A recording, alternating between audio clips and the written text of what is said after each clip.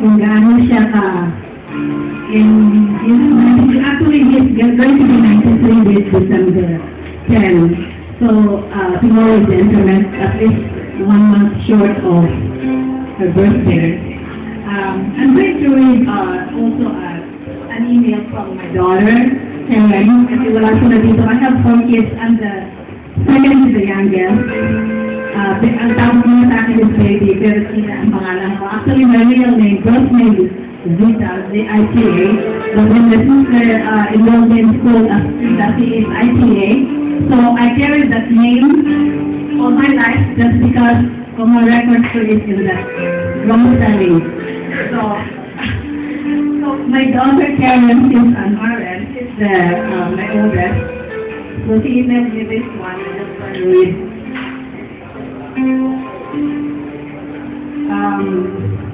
She wrote this on November 5, actually. We were fortunate enough to have many years with our Lola Berlin. She pretty much raised us. She took care of us. She scolded us when we would fight with each other. But again, I have one daughter and 3 parents, so you can imagine she's sitting the oldest. It's like she's the head of the household. She cooked for us. She even did our laundry and gardening. But most of all, she loved us unconditionally. She showed a good example of what a strong, God-fearing woman is. I am grateful for her life, and I celebrate her life. I'm grateful she was able to meet Elijah, which is my grandson. I have a 10-year-old grandson, and take care of him too. Eli loves his Lola so much. He often told me that he loves Lola because she was a true Lola. Unlike her other Lola, who always loved him. Lola just spent time with him, will miss her so much, and will always love her. Another note, I have, actually this was, I gathered on the Facebook, my other son, the second kid, Carlo, she just wrote this one. My grandmother's name was Joy, J-O-Y, because it's filled out of her heart.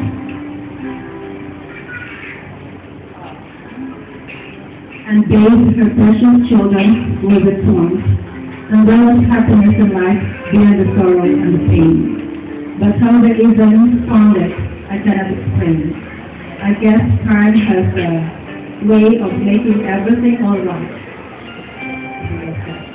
And I prepared a little note for Nanay kasi pag andito na ako usually sa harap, I could not remember what to say because I'm overwhelmed with emotion. So I wrote something.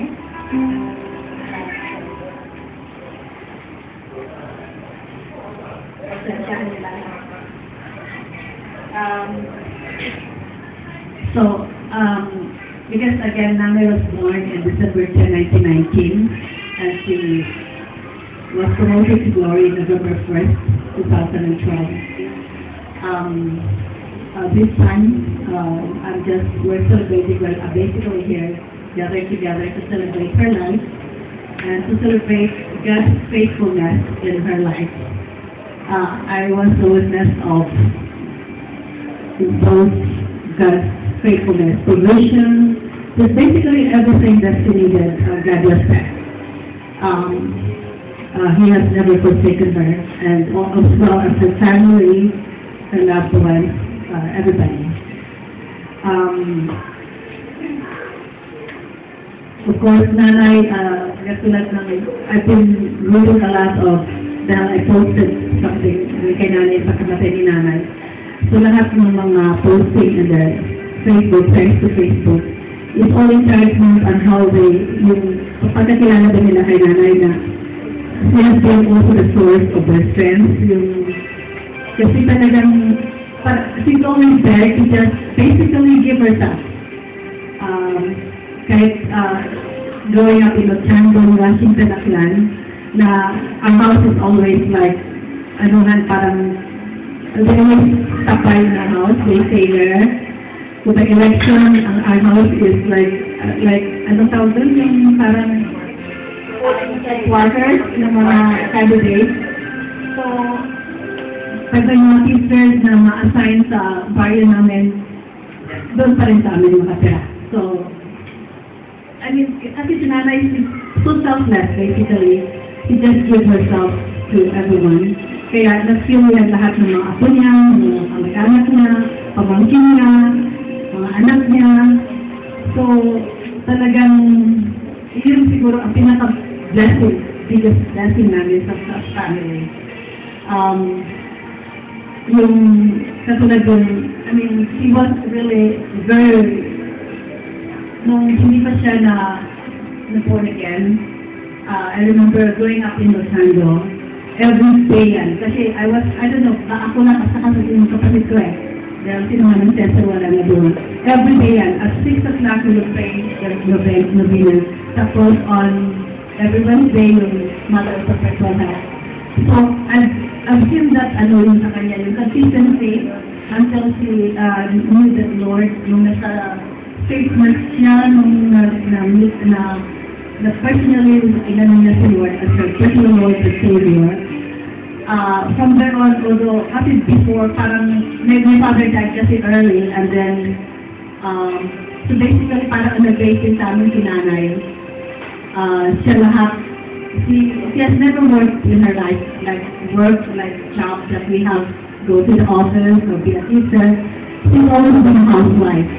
So, ang nangyayari, when my father died, wala actually, or even before my father died, when hindi na siya nagtatrabaho, we don't have an income, yung palagi yung continuous income. Although she has a little sari-sari store na yun lang ang inaano niya, or sometimes, dahil yung mga kapatid niya, she basically helps them go to college, yung mga younger sister niya. Right, Anthony? Si nanay nagtulong din sa inyo sa pagpaaral.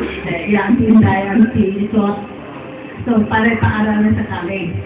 So, pag wala na kami makakain sa bahay, nanay would go to one of her sister, younger sister, sina Noli Baby, Mommy Baby, kasi they live in Gimaliwan, that was the road I was looking for. So, by farm sila doon, they would harvest rice. So, nanay would go there to help out. Para makakuha lang sa bigas, para may umusama, may kakainin kami. So that's how financially we were. But still, wala kang narinig sa kanyang reklamo. She just always just do it with a grateful heart na. I mean, kasi yung iba siguro mag-ano na yun, ano bang kasi nila ito, whatever, so hard. But wala kang marinig, never kang marinig naman sa kontrima. Basta he would just go there, or he would even help to the louder for them, para lang may better siya pag-uwi na may dadalang pagkain sa bahay. Regarding yung yung love niya kay Lord, every morning, the first thing she does, when she wakes up, is to read her Bible. And then, nothing can stop her from doing that. Even when she was sick, nag-stroke na siya lately, because she cannot read anymore, her vision was affected. So what she does is she will ask people around her to read the Bible for her. And that's until, of course, siya. So that's how yung pag-love niya kay Lord. Again, yung very hardworking si nanay, lahat sa amin talagang she did everything for us. Wala. Parang nangyayari sa amin, kasi kahit laundry, cooking, cleaning the house, siya na lahat. Talagang, maybe it's the wrong way to raise kids, hindi kami, dahil ginawa niya na para sa amin. Basically, she did everything. Until, even, nag-stop na yun ng nag-asawa ko. But even after I got married, when she came to our house, the same thing, she would do everything. She would do the gardening, she would do the cleaning of the house, she would even clean our front yard, yung lawn, with a pair of scissors. So, namamantain niya yung mga bushes around our house, she would pass it. So, talagang sinabi sabi ko, it's full of energy. I mean, at her 90 years old na siya, she would continue to do that. And I said, I don't know where she's getting her energy. I hope I could help that one. That pushes me, kasi ako medyo, I'm very kind of frail growing up. Medyo mahina. Physically, I'm not really fit. So, it pushes me to even go for doing that. para lang I could increase my energy. Kasi nga nakikita ko kay nanay parang, at that age, sabi ko, how could she have that energy na ito ako bata pa? And then, I don't have that energy. I get so tired easily. I would just lay back. Parang lay back, basically. So, nanay has been an inspiration in this area. What else to, just to, usually basahin yung Proverbs 3, 5, and 6. You trust in the Lord with all your heart. Do not lean on your own understanding in all your ways, acknowledge Him and He will direct your path. Because the only reason why I do that, because again, Nana has really depended on Him to, in all areas of her life. And kahit nasabi ko, wala siya I don't think even finished high school. I'm really not sure. We never had a conversation kung anong matapos niya. I don't know si Manang yeah, we have never had a conversation, but I know hindi siya nakatapos ng college. And just so full of wisdom. I mean, talagang, and she does it not by talking, she does it by example.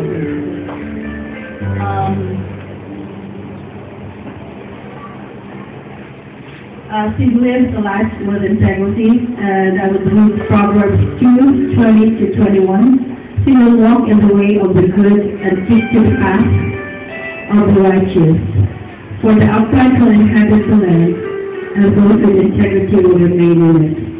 Proverbs 3:1-2. My son, do not forget my teaching, but let your heart keep my commandments. For the length of faith and years of life, and faith they will add to you, basically na family Pastor Kanina. What is the confidence of Nanay was promoted to glory and November 1st, 2012, we consider All Saints Day. So, parang inisip ko yun. Because for us, with our family, we consider his basically as a saint because of what good examples he has given us. So, siguro dahil inano din ito, na talagang kinainin na doon sa place na yun.